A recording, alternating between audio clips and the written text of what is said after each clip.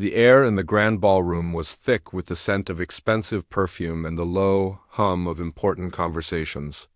It was the kind of place where chandeliers dripped light like frozen tears onto polished marble floors, and every person seemed to glitter, either from the diamonds around their necks or the sharp confidence in their eyes.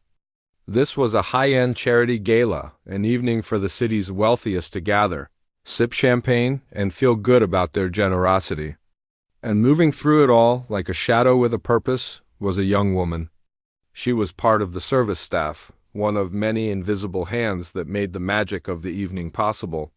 Her simple black uniform was a stark contrast to the vibrant silks and tailored suits that swirled around her.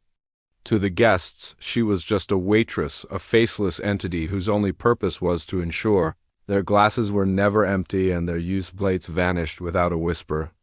She moved with a quiet grace that came from long practice. Her tray held steady at shoulder height, navigating the crowded room without a single wobble. Her smile was polite, a fixed and gentle curve of her lips that she offered to everyone, whether they saw it or not. Most didn't. They looked right through her, their eyes focused on the next important contact, the next business deal, the next social climb. She was part of the furniture, a living, breathing piece of the backdrop. But if anyone had taken a moment to truly look at her, they would have seen more. They would have seen the way her eyes, when not focused on her task, kept drifting towards the far corner of the room. There, on a small raised platform bathed in a single, soft spotlight, sat a gleaming grand piano. It was a magnificent instrument, its black lacquer surface reflecting the room's glittering lights like a dark, still pool. It was silent now, waiting for the evening's scheduled entertainment. But to her, it was never truly silent. It was a beacon, calling to a part of her she had to keep hidden. As she stopped at a table to refill a water glass, her movements were fluid and precise. The crystal made a soft clinking sound as the cool water filled the glass. The man at the table, deep in a loud conversation about stock prices, didn't even glance up.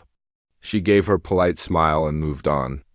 Underneath the tray, her fingers, hidden from view, began to move. They weren't just resting. They were dancing, tapping out a silent, complex rhythm on the metal surface. It was an unconscious habit, a secret language only she understood. The rhythm was a fragment of a Rachmaninoff concerto, a piece she had been struggling with for months. Her fingers remembered the notes even when she couldn't hear them. It was her small, private rebellion in a world that saw her as nothing more than a server. She wasn't just a waitress. She was a musician, a classically trained pianist who had felt the magic of music her entire life. She could still remember the first time she had touched a piano key, the way the sound had vibrated through the small, upright piano in her grandmother's living room and straight into her heart. It felt like coming home. Music was her first language, her truest form of expression. But dreams, she had learned, didn't pay the bills.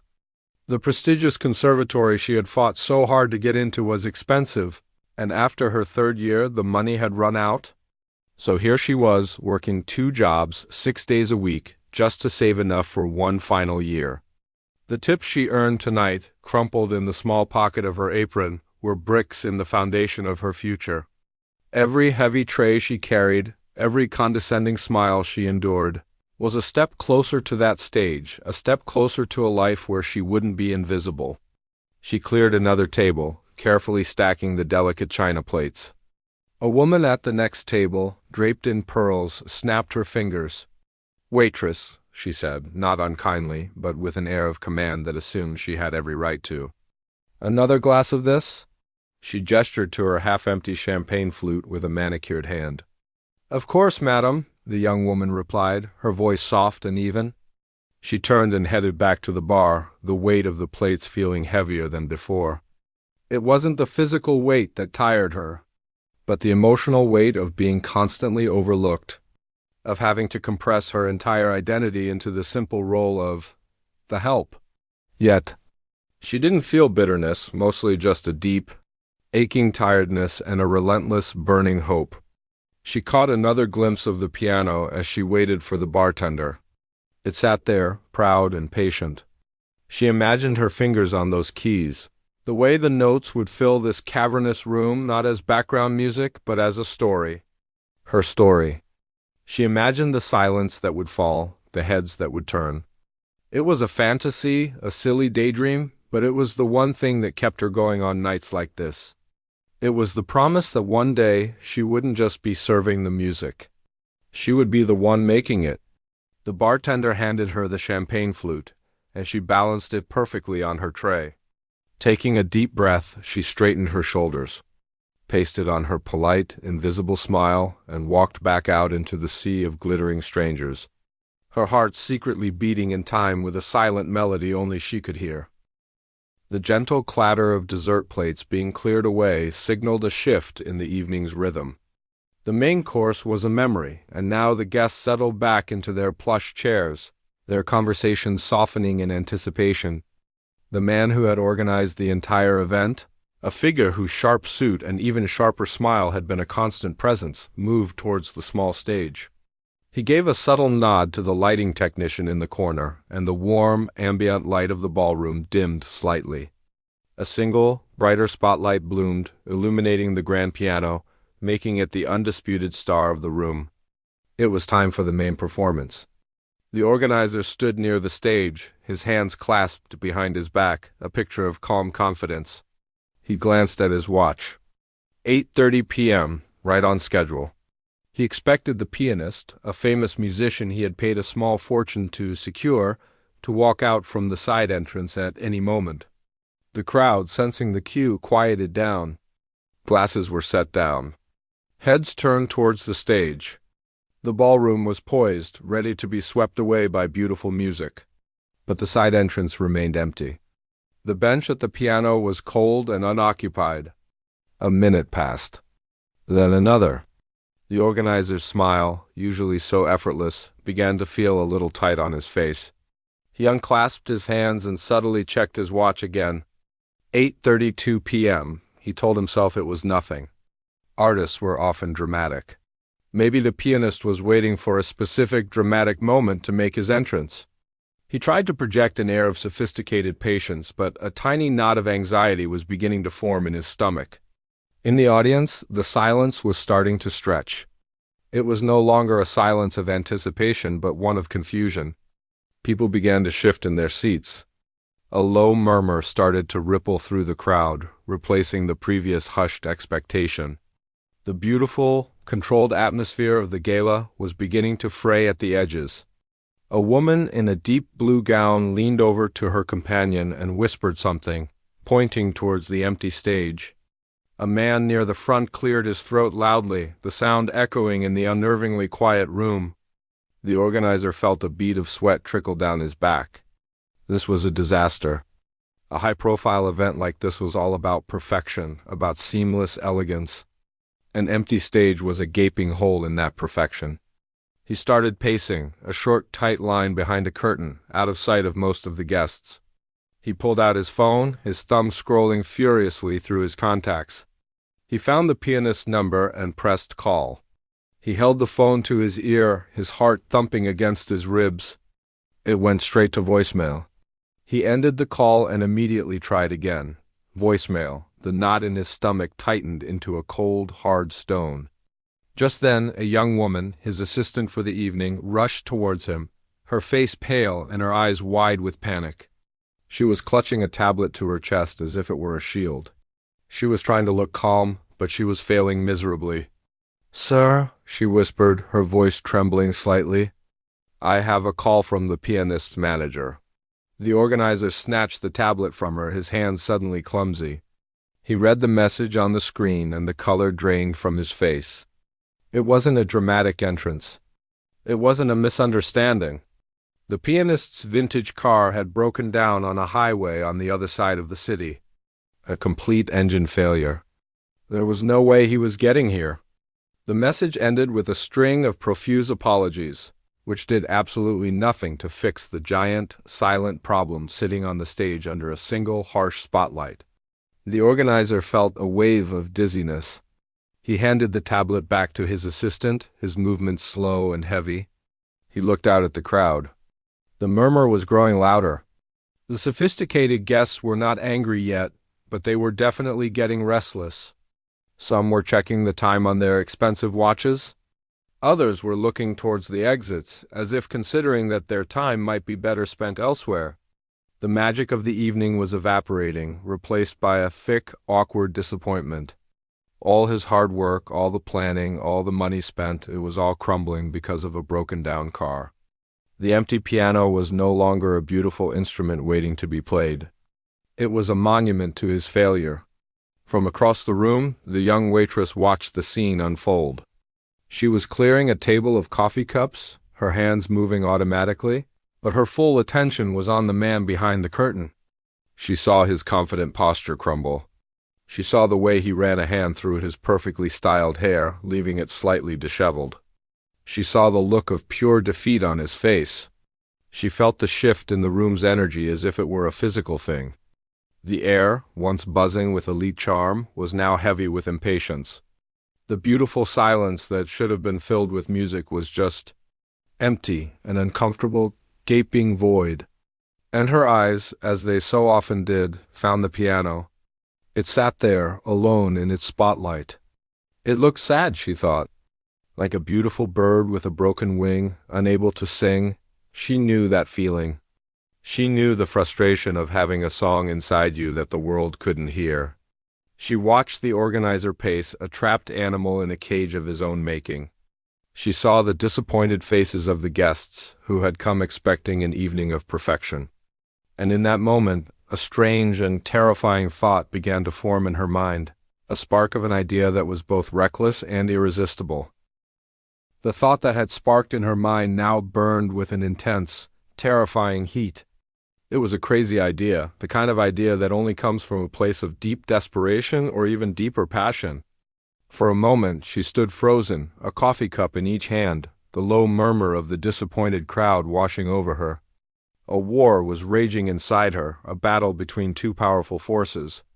On one side was the cold, heavy weight of fear. It whispered to her in 1,000 different voices. It reminded her of her place. "You're just a waitress," it hissed. "They'll laugh you off that stage. You'll be a joke. You'll lose your job, and for what? A moment of foolish pride?" The fear painted a vivid picture in her mind. Her, in her simple uniform, sitting at that magnificent piano, and the room erupting in cruel laughter. She imagined the condescending stares, the whispers behind gloved hands. The humiliation would be unbearable, a scar that would never fade. This fear was logical, sensible, and it had kept her safe and invisible for years. But on the other side of the battlefield was something else entirely. It wasn't a voice, but a feeling, a warm, persistent ember glowing in the center of her chest. It was the love of the music. It was the memory of her grandmother's smile when she first played a simple tune without a single mistake. It was the dream of a stage, of an audience that was there to listen. This feeling didn't whisper. It sang. It sang the notes of the Chopin etude her fingers had been tapping on her tray. It reminded her of the promise she had made to herself that she would not let the world silence the music inside her. Looking at the organizer, his face a mask of despair, she felt a pang of empathy. He was living a different kind of nightmare, but it was a nightmare all the same. The silence in the room was no longer just empty. It was oppressive. It was a void where beauty should have been. And the piano, her beautiful silent piano, looked lonelier than ever. She felt a pull towards it, as if it were calling out to her personally, asking her to give it a voice. The war inside her reached its peak. The fear was a towering wall, but the love for the music was a river, and it was beginning to rise. Just then, a man at a nearby table, his voice loud and clear, cut through the murmuring.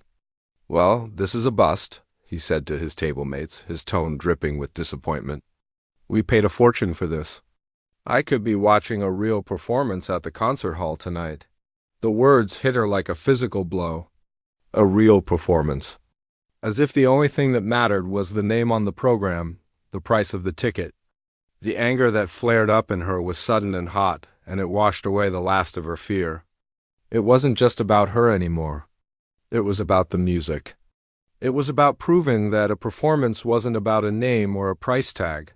It was about heart. The river had broken through the wall. With a sudden, decisive movement, she placed the coffee cups back on the table she had just cleared. Her hands were trembling, but her mind was made up. She turned and walked towards the bar, setting her tray down on a small, empty table. It was a symbolic act. She was leaving the waitress behind. Each step towards the organizer felt like walking through quicksand. The ballroom, which had seemed so familiar from her serving routes, now felt like a vast, alien landscape. The distance to the side curtain where the organizer was hiding seemed to stretch for miles. Her heart hammered against her ribs, a wild, frantic drumbeat. She could feel the eyes of some guests on her, noticing her strange trajectory away from the tables and towards the stage. A few curious glances followed her. She kept her gaze fixed on her destination. She reached the heavy velvet curtain and took a deep, shaky breath. The organizer was there, with his back to her, muttering into his phone. "No, I don't know when he'll be here." "Yes, I understand. Just—" "No, don't call me back. I'll call you." He ended the call with a frustrated jab of his finger and slumped against the wall, running a hand through his perfectly styled hair, leaving it a mess. He looked broken. "Excuse me," she said. Her voice came out as a squeak, barely audible. He didn't turn around. "Not now," he snapped, his voice strained. "I'm dealing with a crisis." "I know," she said, a little louder this time. "I can help." Finally, he turned. His eyes, full of stress and annoyance, swept over her. He took in her simple, black uniform, her worn but clean shoes, and the earnest, slightly terrified look on her face. He saw a waitress and inconvenience. "Help? How can you possibly help? Can you pull a world-class pianist out of thin air?" She met his gaze, and in that moment all her fear was gone, replaced by a calm, steady resolve. "No," she said, her voice clear and surprisingly strong. "I can't, but I can play." The organizer stared at her. For a second, he didn't seem to comprehend her words. He just blinked. Then, a look of utter disbelief crossed his face, followed by a flicker of something else desperation. It was the most insane, ridiculous idea he had ever heard. Let a waitress, a random member of the serving staff, perform at the most important event of his year? It was a recipe for disaster. It could make him an even bigger laughingstock than he already was. But then he looked past her, out at the crowd. The murmurs were getting louder. People were getting up, putting on their coats. The evening was a complete failure. What did he have to lose? His reputation was already in tatters. A crazy gamble was better than a certain defeat. He looked back at the young woman. He saw the unwavering confidence in her eyes, a stark contrast to her trembling hands. It was a long shot. A 1 in a million chance. But it was a chance. He gave a single, almost imperceptible nod. "Go," he whispered, his voice hoarse. "Before I change my mind." She didn't need to be told twice. She turned and walked out from behind the curtain, towards the small stage and the single, waiting spotlight. A ripple of condescending curiosity passed through the guests who noticed her. A waitress? Walking on stage? The whispers changed from disappointment to confusion. She ignored them all. She climbed the 3 small steps onto the platform, her shoes suddenly feeling loud on the polished wood. She walked over to the grand piano and ran a hand gently over its smooth, cool surface. Then she sat down on the polished bench. The leather felt cool against her legs. She placed her fingers on the ivory keys, and for the first time that night, they felt like they were exactly where they were supposed to be. The world fell away.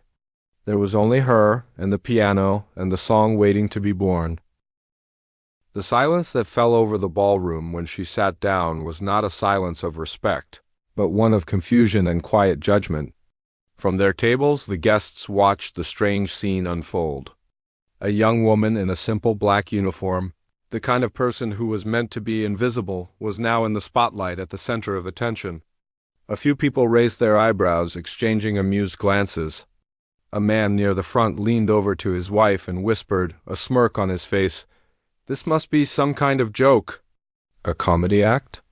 Another guest, a woman dripping in expensive jewelry, waved a dismissive hand in the air as if shooing away a fly. She had already decided this was a waste of her time and was just about to signal her husband that they should leave. But the young woman on the stage didn't see any of this. For her, the world had shrunk to the 88 black and white keys in front of her. The heavy weight of the spotlight, which moments before had felt like an accusation, now felt like a warm embrace. The muffled sounds of the crowd, the clinking of glasses, the rustle of silk dresses, it all faded into a distant hum, like the sound of the ocean from far away. The only thing that was real was the cool, smooth ivory beneath her fingertips and the frantic, wild beating of her own heart. She took a deep, slow breath, filling her lungs completely, and then let it out. As she exhaled, she felt a sense of calm wash over her. This was her place. This was where she was meant to be. All the years of practice, all the sacrifices, all the lonely nights spent with only the company of a piano, it all led to this single, perfect moment. She was no longer a waitress. She was a musician, and she had a story to tell. Her fingers, which had been trembling with nerves just moments before, were now steady. She pressed down on the first key. A single, crystal-clear note rang out, cutting through the stuffy air of the ballroom like a shard of ice. It was so pure, so full of purpose, that it startled everyone. The man who had been smirking froze, his mouth slightly open. The woman with the jewelry stopped mid-wave. All heads, which had been turning away in disinterest, now snapped back towards the stage. That single note hung in the air for a breathtaking second, demanding attention, and then her other fingers joined in. What followed was not a simple background tune. It was a cascade of sound, a torrent of notes that poured from the piano with a force and passion that no one was expecting. It was a complex Chopin etude, a piece known for its technical difficulty and emotional depth. Her left hand leaped across the lower registers, creating a dark, rumbling current of sound, while her right hand danced and flew on the keys, weaving a melody that was both delicate and powerful. It was like a storm had suddenly erupted inside the grand ballroom. The transformation in the room was immediate and absolute. Conversations died in mid-sentence. Glasses stopped halfway to lips. The low murmur of the crowd was completely swallowed by the music. A wave of stunned silence rippled outwards from the stage, washing over every single person. They weren't just hearing music. They were feeling it. It was a physical presence in the room. As she played, her entire demeanor changed. The timid, invisible waitress was gone. In her place was a powerful, confident artist. Her body swayed with the rhythm, her eyes closed, her face a canvas of emotion.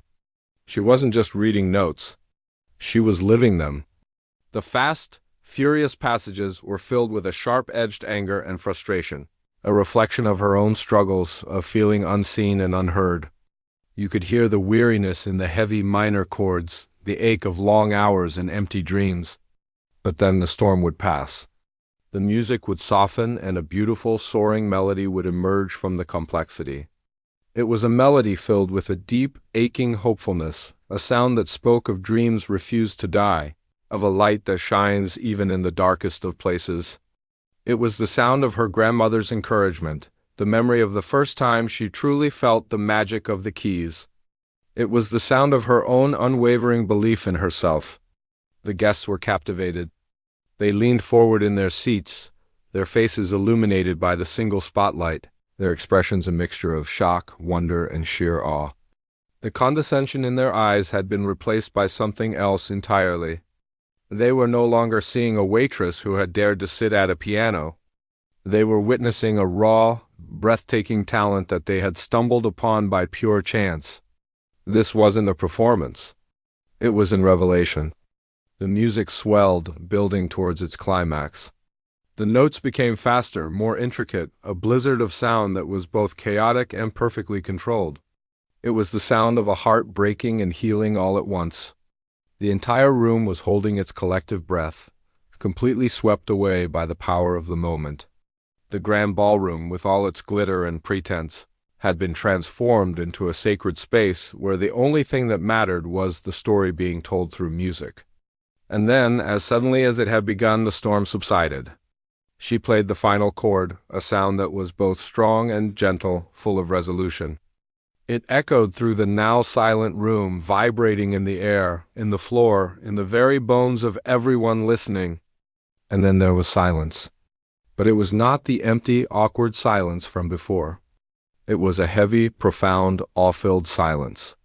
It was the sound of 100 hearts still beating in time with the last note of the song.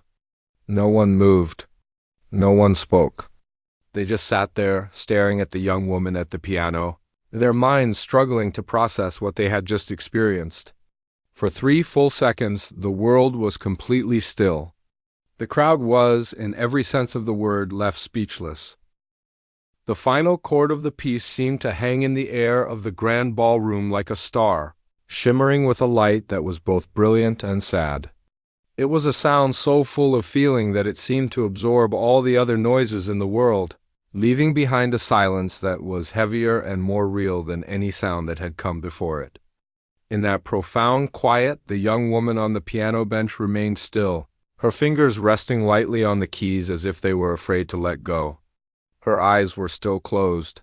She was not in the ballroom anymore. She was lost in the echo of the music, in the story she had just told with every fiber of her being. For a moment she was afraid to open her eyes, terrified that the spell would be broken and she would be back in her world of empty plates and condescending glances. The silence stretched on, becoming a living thing in the room. It was no longer an awkward, empty silence, but a sacred, shared space filled with the memory of the music. The guests, who moments before had been a restless, impatient crowd, were now a single, captivated audience. They sat frozen in their seats, their faces turned towards the stage, illuminated by the single spotlight. A man who had been checking his watch now stared with his mouth slightly agape.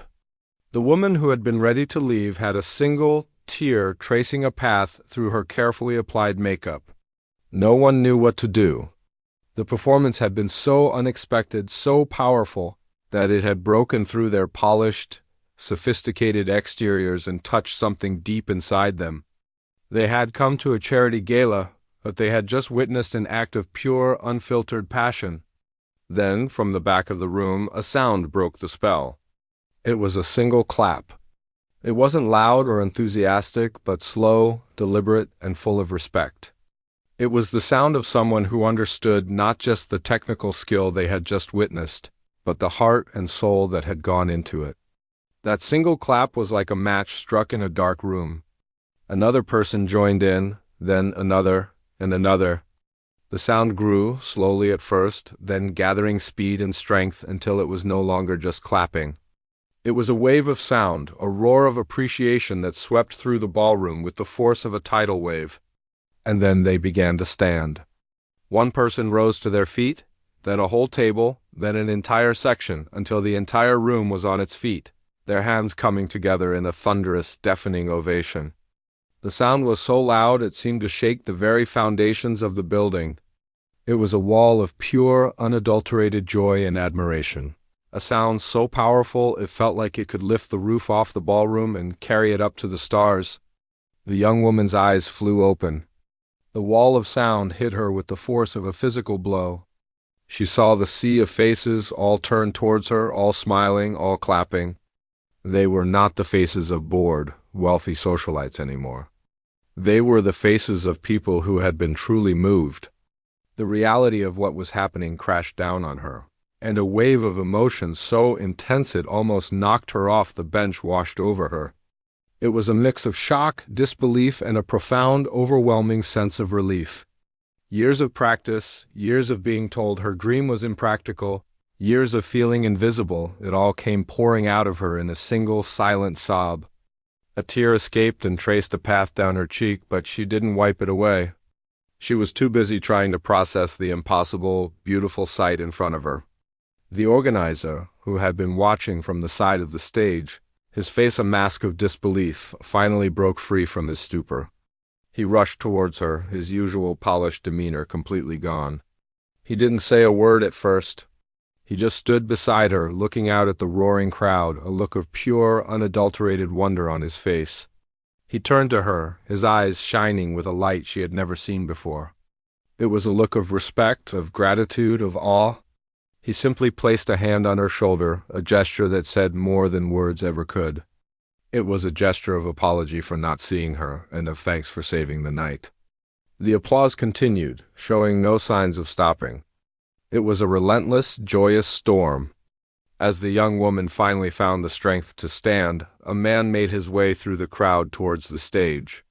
He was older, with a kind face and eyes that held a deep intelligence. He was not dressed in the flashiest suit, but he carried an air of quiet authority that made people part way for him. He was a well-known patron of the arts, a man whose opinion could make or break a career. He waited patiently at the edge of the stage as the young woman took a shaky bow. The applause intensified at the sight of her standing. When she straightened up, he caught her eye. He didn't shout over the noise. He just waited until there was a brief lull, and then he spoke, his voice calm but clear. "Young lady," he said, his tone serious but kind. That was not background music. He paused, letting his words sink in. That was art. He reached into the pocket of his jacket and pulled out a simple, elegant business card. He didn't offer it to her with a flourish, but held it out with a steady hand, as if it were something of great importance. "I don't know your story," he continued, "and it doesn't matter.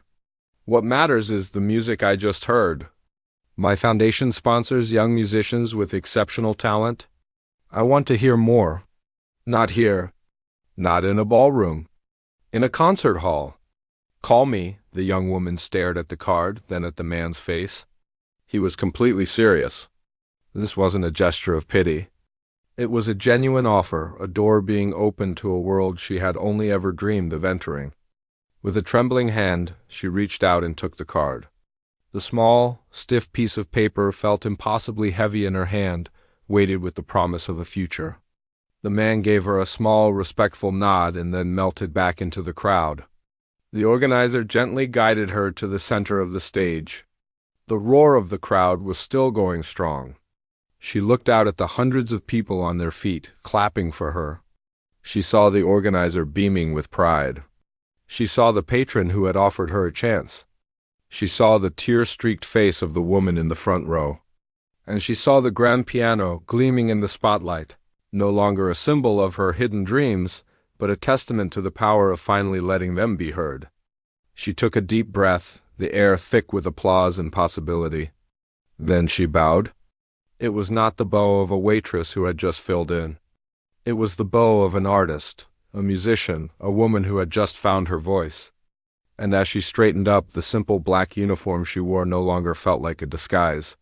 It felt like the costume she had worn in the first act of her life, an act that had just come to a breathtaking, unexpected end. The second act was about to begin.